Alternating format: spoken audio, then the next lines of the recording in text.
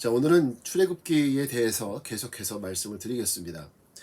출애굽기의 주제는 너희는 내 소유가 되고 제사장 나라 거룩한 백성이 되리라, 이런 주제가 있습니다. 다시 말해서 출애굽기의 그 중요한 핵심적인 내용은 하나님과 이스라엘 민족과의 언약, 이것이 가장 중심이 되는 이런 내용이라고 볼 수 있죠. 그리고 이 출애굽기의 저자도 모세의 저작이라고 알려져 있습니다. 자, 이스라엘 야곱의 가족들 70명이 이제 애굽으로 들어가죠. 그리고 나서 거기에서 아브라함이 죽고, 그리고 요셉이 죽는 것으로 창세기가 끝을 맺습니다. 이제 그 이후에 있었던 일들이 바로 이제 출애굽기의 내용이 되는데요. 이스라엘 자손은 이제 그 430년이라는 그 시간 동안에 그야말로 하나님의 약속대로 생육하고 번성해서 큰 민족을 이루게 됩니다. 처음에 애굽에 들어갔을 때는 70명이 들어가지만 애굽에서 나올 때는 장정만 60만, 대략 한 200만 정도의 그런 민족으로 번성을 하게 되죠. 자, 이렇게 큰 민족을 이루게 되니까 그리고 이것을 통해서 하나님께서 이제 창세기 12장에서 하나님과 아브라함과 맺었던 언약이 실현됐죠. 하나님께서 내 민족을 하늘의 별과 같이, 그리고 바다의 모래알 같이 많게 하시겠다. 이 약속이 이것이 이루어질까 했는데, 아브라함은 그냥 하나의 씨에 불과했고 그 씨가 자라나서 이렇게 엄청난 결실을 맺게 된 거죠. 자, 이렇게 애굽 안에 이스라엘 민족이 강대해지다 보니까, 이렇게 번성해지다 보니까 마침내 그 문제가 발생했습니다. 문제는 요셉을 알던 왕이 죽고 나서 그 이후에 여러 왕조가 지납니다. 애굽도 쇠퇴기가 있었고 또 번성기가 있었는데, 제18대 왕조가 됐을 때 애굽은 한 번에 쇠퇴기를 거쳐서 다시 한번 번성기를 맞게 되는데요.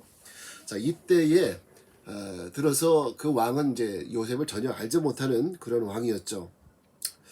근데 이제 그때의 애굽 사람들의 눈에, 바로와 애굽 백성들의 눈에, 이스라엘 백성들의 눈에 가시처럼 여겨졌습니다. 왜냐하면 땅덩어리는 제한되어 있고 먹을 것은 제한되어 있는데, 이제 그 히브리 자손들은 너무너무 번성하고, 저들은 아무것도 안 하고도 그냥 먹고 사는 거예요.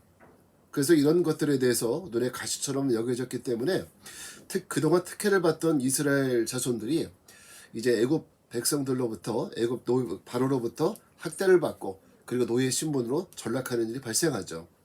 그래서 바로는 무거운 노역을 시켜서 그들을 견제했습니다. 쉽게 말하면 그 히브리인 말살 정책을 펴나갔던 것이죠.